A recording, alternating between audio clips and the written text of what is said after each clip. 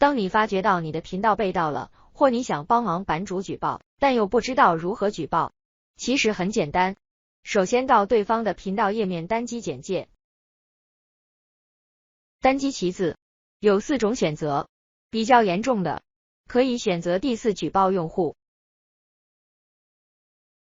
进去之后会有很多选项，比如盗视频，可以选择冒充。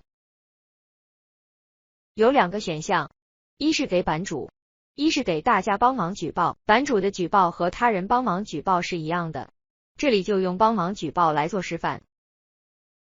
选择继续。帮忙对方举报的需要贴上要举报的网址。